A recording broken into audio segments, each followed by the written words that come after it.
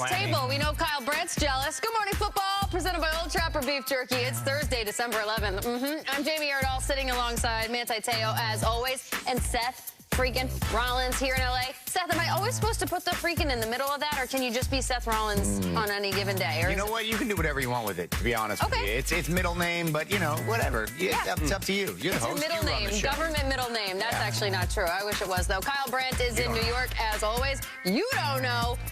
Kyle, we just did an entire show yesterday on Phillip Rivers, which is important, but we do have some other quarterbacks we got to talk about today. We do, and I'm going to go with the longest cold open ever. I don't care. Let's go. Speaking of freaking, I get in here today. I sit down at my table. You guys are already there talking. As I put in my earpiece, as it enters my ear, I just hear Seth yelling, Manti, you've never freaking had eggnog before? You've never had freaking eggnog? We're doing it now. And he's not saying freaking. It was a hell of a wake-up. It's going to be a great show. We're start it. We're noggin. Oh, we're noggin the loosey-goosey. Usually that's a Friday, but watch out. It's almost 2026, and it's happening on a Thursday. No, it's Thursday. Confirmed. Reports are confirmed. Seth, Manti, Kyle, and Jamie here, as always. Phillip Rivers, it's happening. The press conference was yesterday. It was wonderful to see. He had a lot of good sound bites. Kyle, did you specifically like the time where the member of the Indianapolis Colts press corps just straight up first question was like, so, dude, how much do you weigh right now? Yeah, I think that was Greg Doyle, and I think that was an appropriate question. And I like Rivers' response. He's like, I honestly don't know. And, Phil, none of us do. You reach a certain age, you don't want to know. So I think it was perfect. Yeah, don't check that till February 1 of the next year. It is the holiday season, everybody, which just means we are getting close to the playoffs. The Bills take on the Patriots for the first time since a 23-20 loss at home, which feels like forever ago, but it was back in Week 5. New England took advantage of 3 Buffalo turnovers in that game. It was in Western New York. Josh Allen now speaks to the media about this game, the offense, and keeping things in check this time around. They're a really good football team. You know, if we go back and we can still have all hands on deck, and we're going to need everybody this week. All right, here we go. Looky-loo, AFC playoff picture. That is a full landscape, and rightfully so. You have an entirely filled-out lurking column. 3 teams that are 6-7. Don't do it. The Colts are 8-5, and the Broncos loom large on the left side of the screen at the #1 overall seed. But the AFC East has 2 spots right now between the division leader Patriots and the wild card Buffalo Bills. So Kyle told a story last week, we all know it, about the Houston Rockets and how when they won their NBA title back in the mid-90s, it was in the era in which Michael Jordan was retired. So in the does it really count for the Rockets? Rockets fans are now throwing pens at the camera. We understand the parallel, but let's spin it to the NFL. With his biggest nemesis, Patrick Mahomes, perhaps on the ropes, the Chiefs no longer lurk as large as they normally do. There's no guarantee for the Chiefs or the Bengals or the Ravens, for that matter, to be in the playoffs. So here's the question, Manti. Is this year shaping up to be the ownership of one MVP, Josh Allen's? In my opinion, no, Jamie, it's not. And the reason why I say that, it's separate from who's in this playoff or not. I think if I look at the Buffalo Bills themselves, I have to say that this is probably the Buffalo Bills team that has the most amount of holes in it that I've seen that could possibly go into the playoffs. I think for Josh Allen and the offense, you look at the run game, and the run game has been dominant.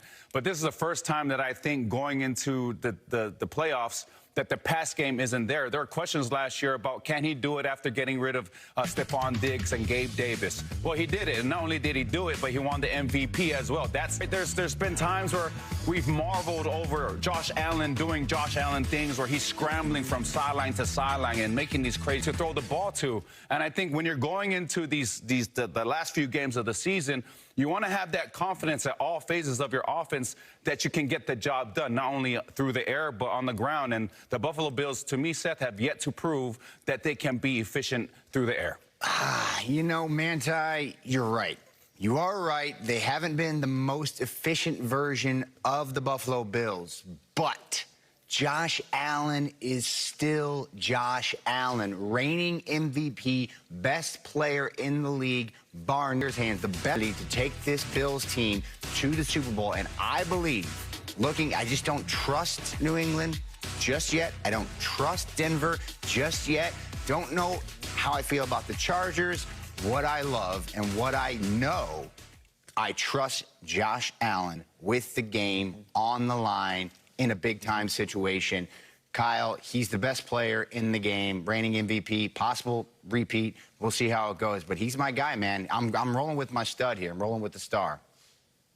I was thinking about what you do, Seth, and, you know, Josh is an all-time great. He's one of the best quarterbacks ever already, depending on what he does the rest of his career. He's already there. I was thinking about, like, the all-time great wrestlers who were never world champions, and it's a really exclusive club. I think of Roddy Piper. I think of Jake the Snake. There's another, like, these are greats all times. But right now, Josh is just one of them. Like, he has never even been in a Super Bowl. And that's not a club you want to be in. He's way too good to be in that club. Here's why I look at it right now. Let's look at the Bills' playoff opponents they could go against now, because that's what we're talking about. Let's say Lamar and the Ravens win the North. Okay, let's say they rally and get in the playoffs. So that would mean then that let's project that the quarterbacks in the AFC are going to be Stroud, Nix, Maye, Lawrence, Herbert, and Lamar. Okay, those are the ones Allen's going against. Do you know that Josh Allen has more career playoff wins than all of those guys combined?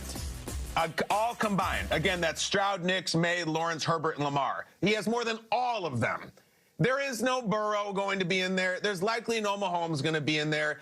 So, of course, the team is flawed. They're heavily flawed. But why the hell not now? And I'll tell you why. Here is the most terrifying image I have for the Buffalo Bills and the fans and the Mafia. This is the thing you don't want to see, and I feel like we see it every January. That's the shot.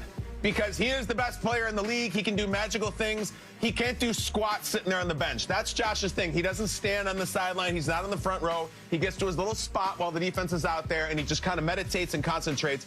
I have seen this shot of him every single year in January, and it always ends with a Buffalo Bills loss where he's sitting there, and there's nothing he can do. This is not basketball. Michael Jordan doesn't get to play defense. He has to just sit and wait. And, guys, this Bills defense that he's going to be sitting there on the sideline during, not great.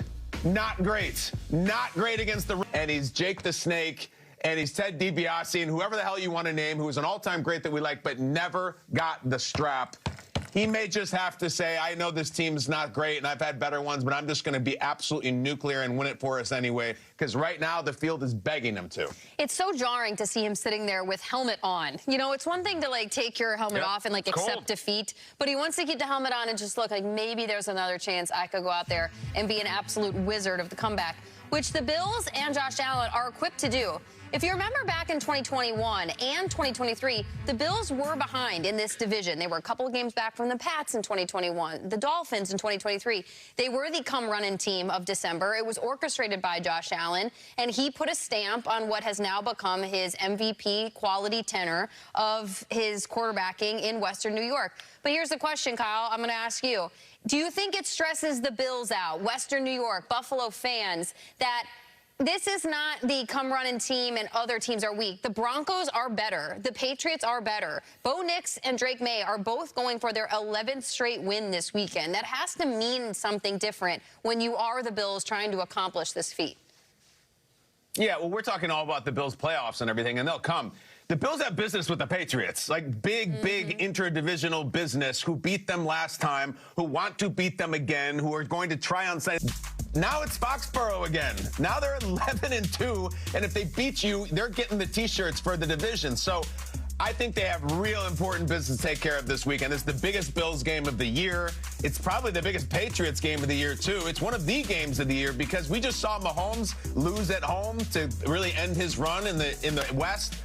If Josh loses in New England, like, that run is over in the East as well. It's a big, big deal. Well, the problem for me when I look at the Buffalo Bills this year is, you know, when you have those matchup things where you have both of those teams next to each other and you go position by position, which one gets to nod.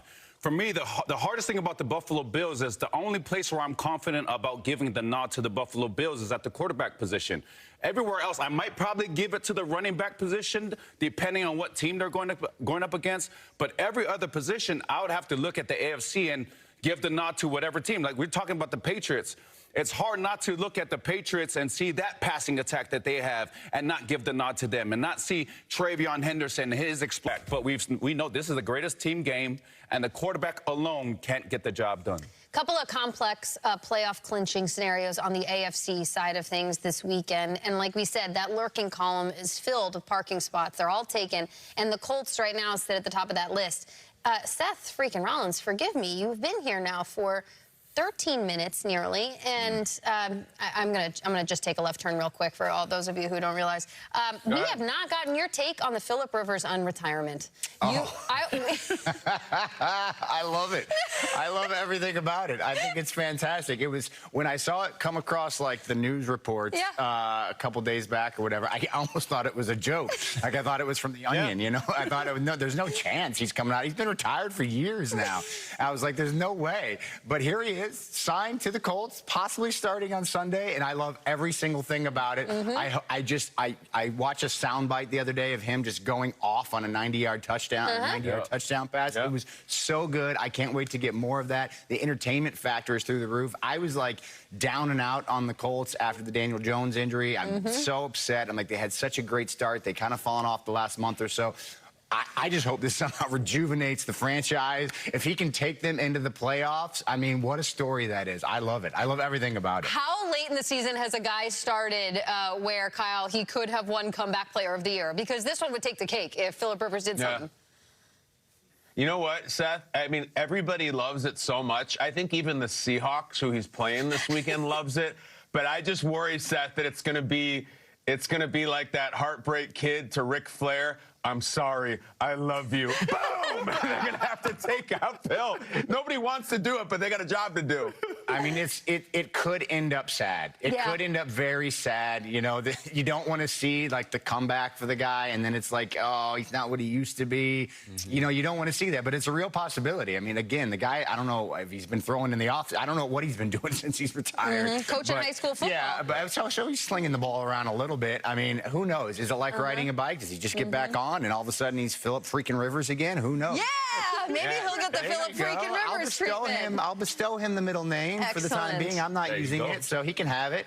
But yeah, I mean, it could end in tragedy. It could also just end in tragedy. Who knows? He might just come in, fall flat. He takes one hit, and he's like, I'm out. I'm out.